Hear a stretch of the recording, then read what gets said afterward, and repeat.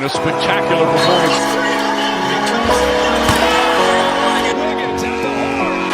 Curry from half court. Sometimes, something looks like it's been there a while. We are here, the 3 Points Podcast. We're coming at you just about 2 or so weeks after the end of the NBA season. The offseason is now in full swing. The Warriors' offseason has gotten off to a rather slow start. They haven't made any major moves, but a few interesting things have happened that do bear note, and that's what we're here to talk about today. Those things being, first, the Draymond Green decline of his extension could have many implications. It was reported that this was a way for the Warriors to potentially make a run at LeBron James and Anthony Davis. Ooh. Have to admit, if you can't tell from my tone, I'm a little skeptical of that, but that's what people are saying. They've also re-signed DeAnthony Melton and Kristaps Porzingis. Wes, what do you make of all of these moves? I mean, yeah, kind of like you said, there's a lot of stuff going on outside of the Warriors, but the Warriors themselves have not really made any significant moves. I mean, bringing back Melton, I think like a lot of Warriors fans were kind of optimistic that maybe we could bring him back, but maybe he might just go somewhere else because he played pretty well. But fortunately, we were able to bring him back on a pretty decent deal, 2 years, $11 million, and with a player option in the second year. So I think it's going to give him the opportunity to, play, fulfill his role like he did last year, and hopefully do a pretty good job of it. Not a huge splash. Bringing back Porzingis, that was another kind of like, optimistically maybe bring him back. Not a huge splash. So the roster looks fairly similar to the one that we saw last year. It's gonna, for like literally every I'm excited. for literally like every single player on this roster, it's gonna depend on health. Like even our rookie, Yaxel, like I'm optimistic he'll be healthy, but like what was his injury in the NBA or NCAA? It was, I think, an MCL sprain or something like that. Yeah, so it was a month-long injury, not like a years-long injury. But yeah. It's kind of funny. Like I kind of realized yesterday, like this team is kind of optimized for like as old as possible because even our rookie is like 24 years old. So, and we're looking to bring in another old guy. I think Al Horford we brought back, or was he? I think he was just already. Yeah, I forgot the Al Horford side. That one did slip my mind. Yeah. So plenty of old guys. Plenty of old guys. Yeah, I'm not really too optimistic for this roster, to be honest. Like even with I don't want to say it's fool's gold because I think like there's a real legit chance that LeBron James signs for the Warriors. Like it's not impossible. But there's definitely the betting favorites. Yeah, it does bear mentioning. Yeah, 100%. So I mean, once we get LeBron, or if we get LeBron, that will really move me. But to be honest, outside of that, there's not really too much to hold your hat at, I guess. Yeah, actually, I really do like the pick. Like he definitely fulfills the need. Like we are a very small team. We've been pretty poor in rebounding, and I think he definitely helps with that. Like he's kind of a band-aid on like a slashed artery or something. But I mean, he's definitely. I think it was a good pick. In a loaded draft, it's great to have some actual new additions rather than just re-signing guys that have been part of this kind of mediocre core around Steph. But I really do like the Axel pick. Yeah. I mean, that's what I was definitely most excited to talk about. I mean, he's the kind of guy, like, if this were a team that had a similar fate to the 2025 Warriors, where they made it the second round and then it was only an untimely injury to Jimmy Butler that knocked him out. That was the scenario, I would say he could really move the needle. But my optimism has definitely been dampened by the way this last season ended. I know Jimmy Butler obviously was not on the court, so it's hard to quantify exactly what it would have looked like. But this team did not look like a Jimmy Butler away from making a serious run when last season ended, and now they're essentially bringing back all the same pieces that kind of led to that result. And I just don't know if we're a Yaxel Lindeberg away, even assuming that Jimmy comes back, I guess, fully healthy and rested. It does I was like looking into it a little bit.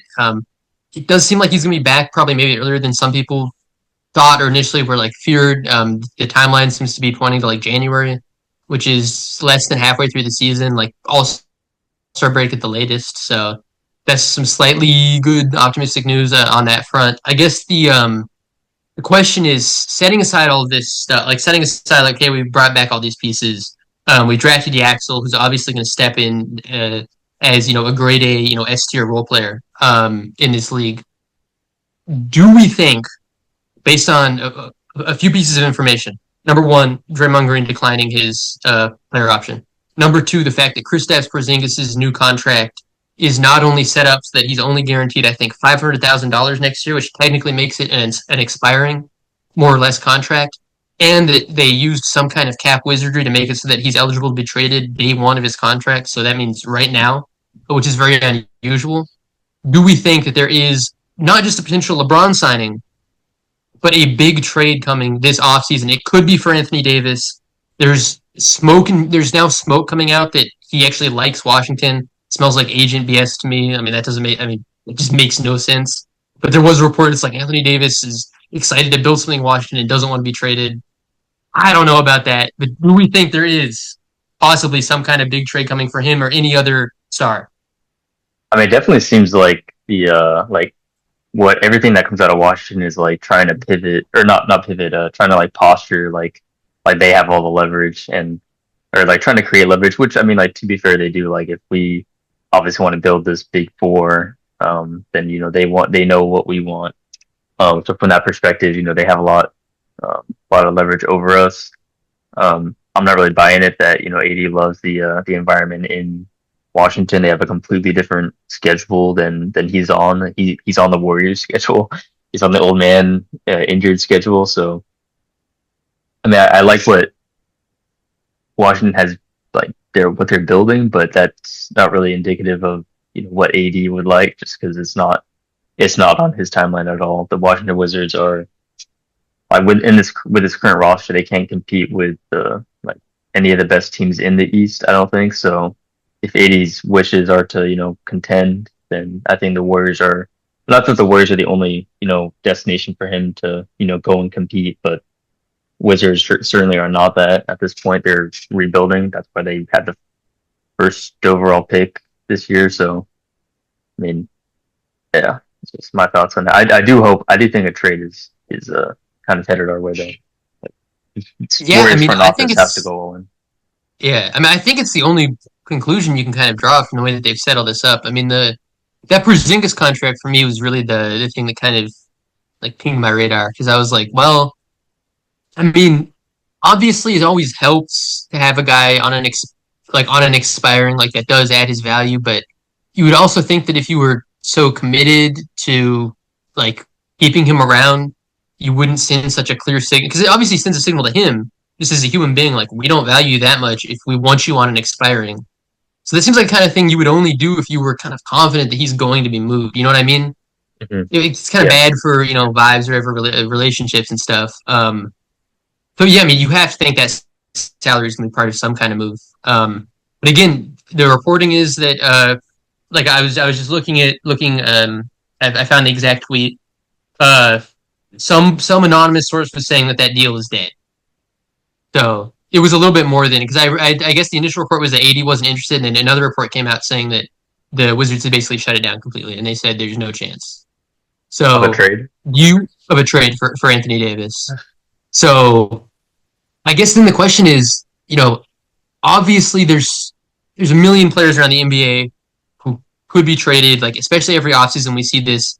We just saw LaMelo, we just saw JB. Kawhi. These are guys nobody would have guessed being Kawhi.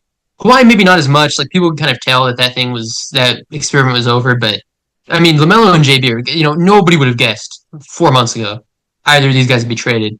So obviously, there's a million players around the NBA that are probably, even if not publicly disclosed, are available to some degree. So I guess my question would be for you: who are some of your targets? Forgetting whether or not you think they're realistic in terms of availability, who would be some of your targets that you think the Warriors, with the I think 2 first-round picks they have, Jimmy Butler's salary and then or KP's salary, and then Moody and Pods as young guys that you think the Warriors may be able to swing.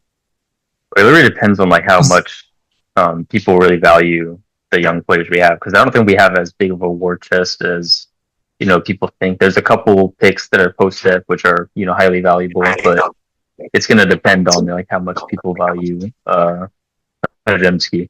I was thinking like Devin Booker would be kind of nice, or Katie. I've heard chirps, but these, I mean, I don't really think they're moving the needle too much. I mean, I really like them. I really, really do. But it really seems like Phoenix is like, I don't even know what they're doing. They're just shooting themselves in the foot. You see the latest trade with what was it, Miles Bridges Miles Bridges to Hornets for essentially like Grayson Allen's part of the trade. It was kind of stupid, honestly. But it's like I thought that was interesting because Miles Bridges isn't expiring, so that doesn't necessarily signal that they're like, oh, we want Miles Bridges here for the future. Like that could literally just be, and I think it probably is a long-term salary deal. They want cap space in the future. I'm guessing that's what that's about. So like the reason I was kind of doing that gesture, I was pointing in my head and pointing at you because that was actually going to be one of the first guys I mentioned. Devin Booker. He's somebody whose name hasn't been mentioned a lot in terms of being available, wanting out, etc. But you think about it for just a few seconds, it would not surprise me at all if he's traded this offseason. I mean, again, I think we've seen, like we just saw with LaMelo, these things are not always in the modern like media landscape telegraphed ahead of time, and they have a very reasonable path to going into essentially a complete teardown, a complete rebuild in Phoenix if they get Devin Booker out of there, get 2 first-round picks, and young guys who can kind of like, probably not part of the future. Let's be honest, either Pods or Moody, but who could kind of just be stopgaps for them and play some minutes, fill some time essentially. I mean, the only thing, like, I get that, but they gave away a pick in that Miles Bridges trade, which like doesn't really make sense to me. And that pick is what would be like extremely valuable to this like rebuild. Like, I don't know. It is kind of puzzling. Like they could end up getting our 2 very valuable picks. So then I guess from that perspective, it all works out. But I don't think they saw that coming. But let me just make sure he hasn't like signed a massive extension. Sometimes after these trades, they do sign a big extension, and then that would obviously make what I'm saying completely nonsensical. But I mean, their money matches pretty well, very similar to AD's. Yeah, I mean, like, but you see, okay, so they get rid of like Royce O'Neal, Grayson Allen. These are old guys. I mean, you're giving a 2033 first round pick. You're giving away to get a ton of salary, in offseason for now. I could see that. That doesn't seem insane to me. I mean, 2033 is a long. That's I think the farthest out first round pick you can trade. And it's not like, because again, if they had brought back another young or another like older guy, another older veteran that suggests they were actually trying to build something like some kind of core, I don't know.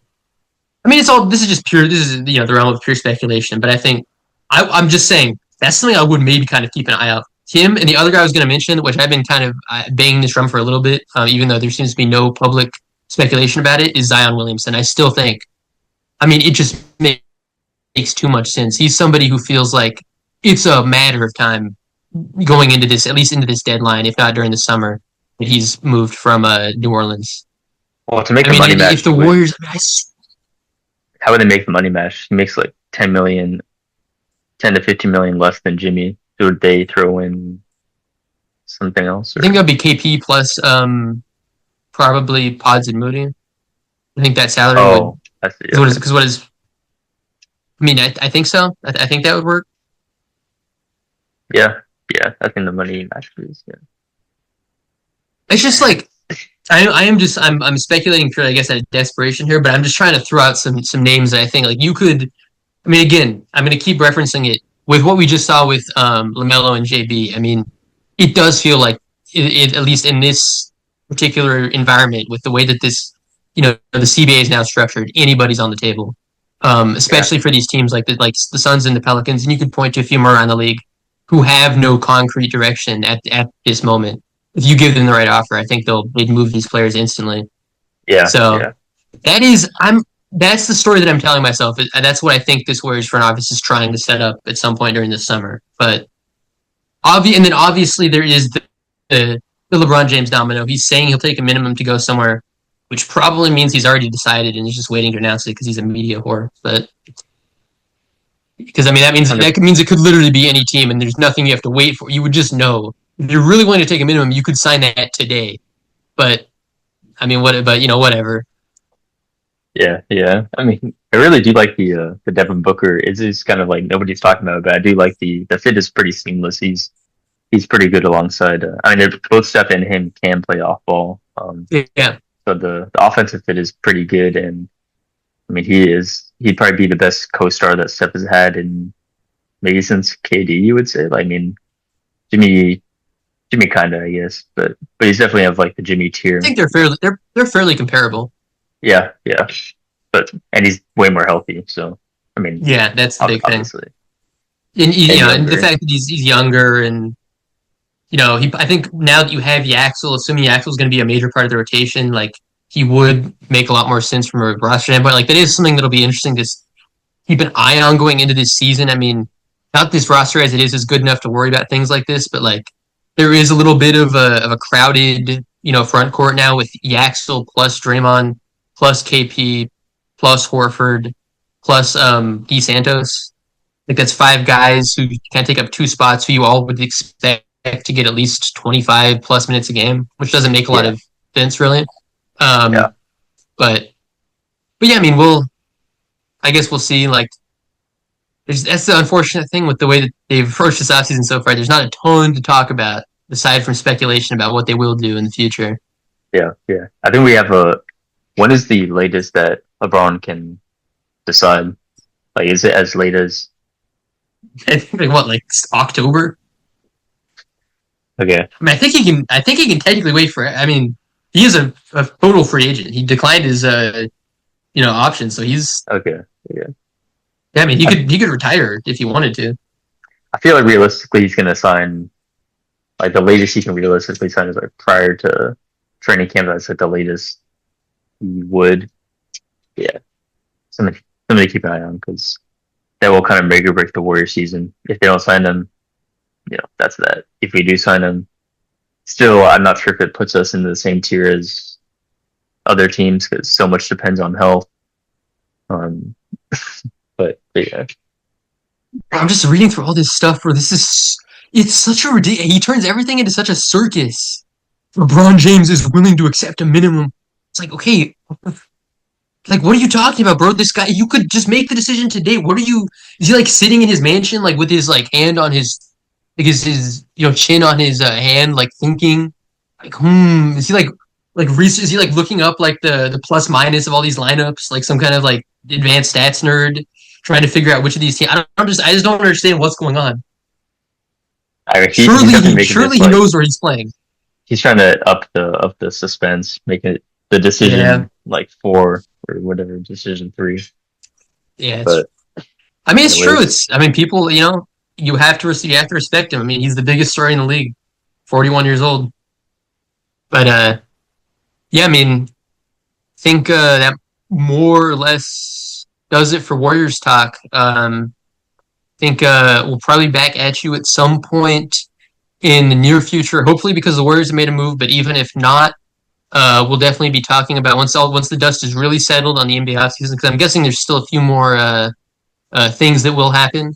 But once the dust is really settled, the 3 of us, ideally, including our seemingly non-existent third co-host, will be there to talk about the whole picture in some detail. So stay tuned and see you guys next time.